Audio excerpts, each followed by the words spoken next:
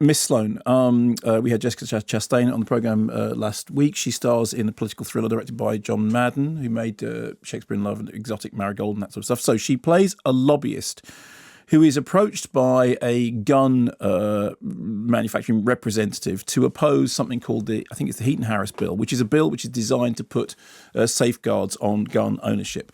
And they are trying to get people to support gun ownership. And as you pointed out, when she's asked to do this, she literally laughs in their faces. She does that thing about people talk about being laughed out of the room. Well, she literally laughs them out of the room. What? Yeah, no, I was thinking, no, you're absolutely right. And she's sort of speaking for everybody. Yeah, and it's just because it is genuinely laugh out loud funny. She's then approached by the head of a rival lobbying firm to help them fight for the bill. And she decides to take the gig. All but one of her team go with her. And this is a great surprise to everybody who up until this point thought that she was somebody who just entirely chased the buck. Here's a clip.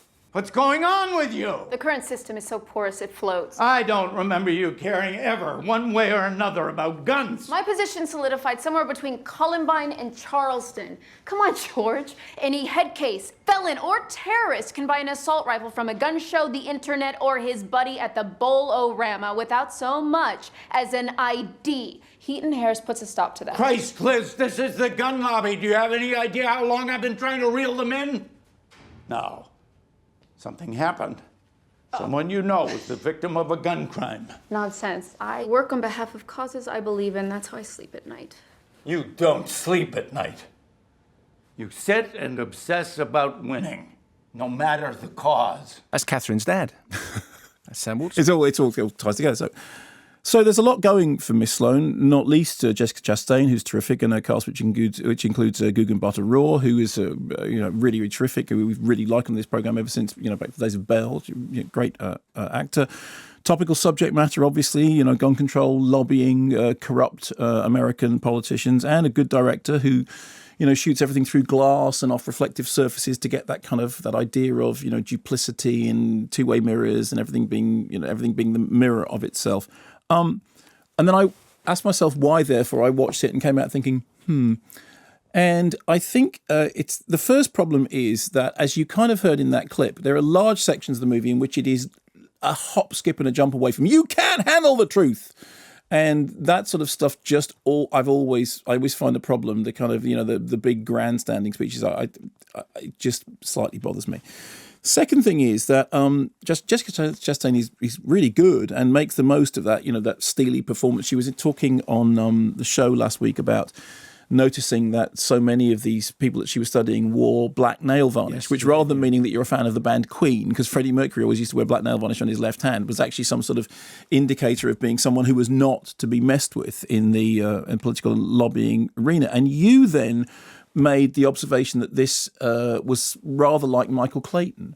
And it's an interesting... Like a cross between Michael Clayton and The West Wing or something. Yeah, okay, fine. Which is, a very smart assessment of it, particularly since Michael Clayton is a really interesting film, which then makes a fundamental slip into melodramatic territory in its final moments that just make you go, oh, for heaven's sake.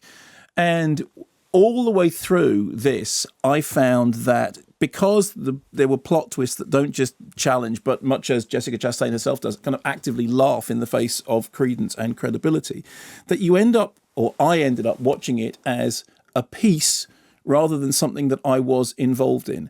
I watched it as something which I kept thinking, there are interesting ideas here, there are good performances here, there are strong themes here. Why isn't it clicking? And the reason it's clicking is that I didn't believe in it. I didn't actually believe in the world that it was conjuring, not because I don't believe in that kind of, corruption and venality and all those things that are being talked about in the movie, but because it always seemed to me to be existing on a level of performance. Now, it may well be that is because it is a film in which there are glacial surfaces and unlikable characters, and it is absolutely not the case that just because a film doesn't have characters that you automatically empathise with or have warm, fuzzy feeling towards, you can't, utterly embrace the drama.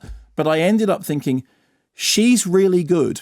She's really, really good. And there are individual supporting performances which are really good. And there are moments in it in which you can see that it is directed well. And yet it never gripped or engaged me in anything like the way I wanted it to, particularly not for a film that has Jessica Chastain, that has this particular subject matter, which I do find fascinating, and should have rattled along. I mean, at its best, it's a kind of it's a twisty political thriller, and at its worst, it is you can't handle the truth.